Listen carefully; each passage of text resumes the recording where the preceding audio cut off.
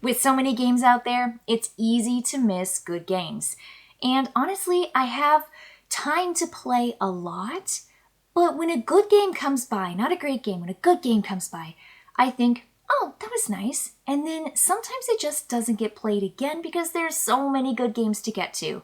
Now, I have to say, if I had played Prehistories a couple years back when it came out, I might have thought this is a good game and then moved on because it didn't necessarily have the replayability that the expansion Evolutions offers. Now, I'll tell you right now, this game is sticking around and it's staying in my house and in my gaming collection because of the expansion.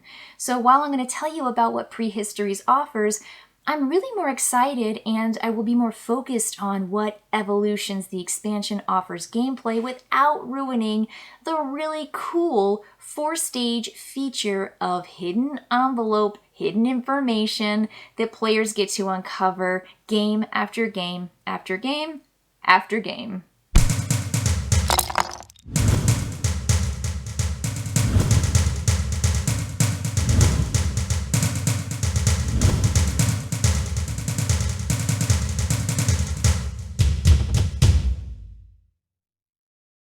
So here's Prehistories. Players are going to have a board in front of them and it's their cave wall.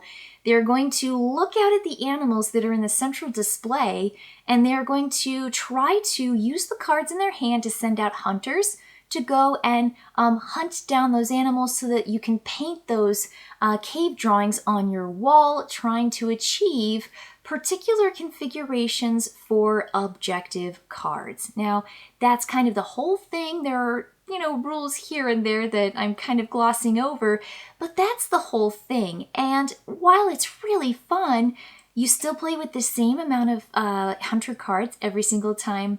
And the tiles that come out are the same configurations and the same, polynomials that come out in those particular areas. And the requirements to get them are the same.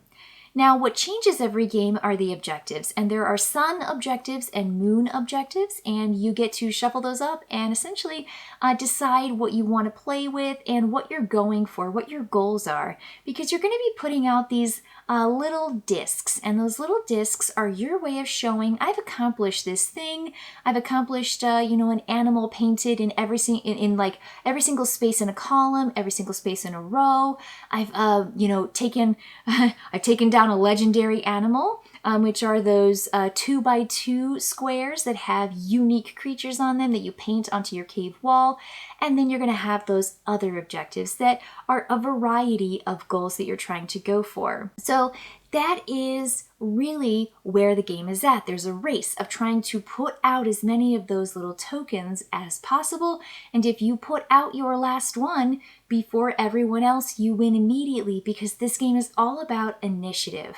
An initiative, or how fast you are as a hunter, is really important. So the cool thing about this is you will look at your cards in your hand and you will play down a certain number of cards.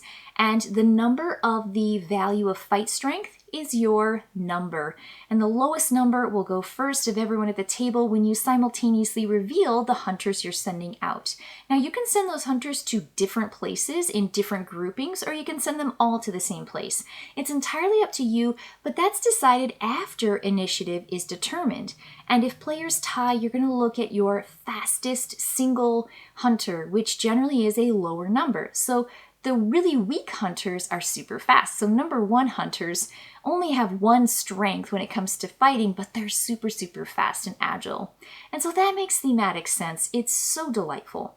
So when you go out, there are only a certain number of animals available in every single round. So if you're faster and you get out to animals, you might eat them up or kill them before other players have a chance to swing in and, get into the action.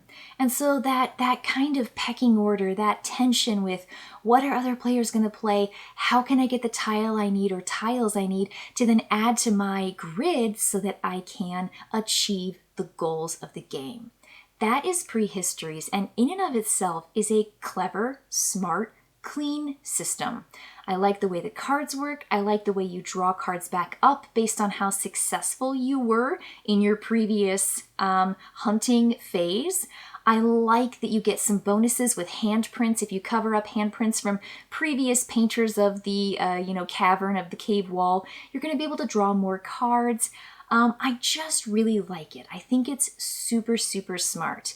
And then, as I opened up the first envelope to Evolutions, all of a sudden, it's like, ooh, there's more choice here. And ooh, I get another card that does something really cool that you can't do in the base game. And ooh, there's another one of these things. And then I open up the second envelope on the next play, and I was like, oh, this is great. And so every single hidden envelope, these are the hidden envelopes, by the way, with little stickers on the back, you uncover new materials, new components. And as you can tell, I mean, this is just adding on to the base game. It's not, revolutionizing the game in a way that adds something that doesn't exist. So you're going to get more cards, which means different kinds of hunters or tribe people that will help you in your deck.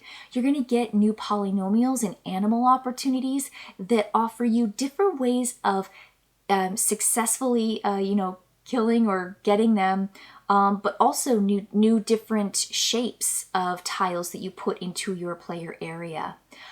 You're also going to have one of the things too, I mean, I don't want to spoil too much, but it extends the game by giving you more discs. Now, that to me is the key. I think it's in the third envelope.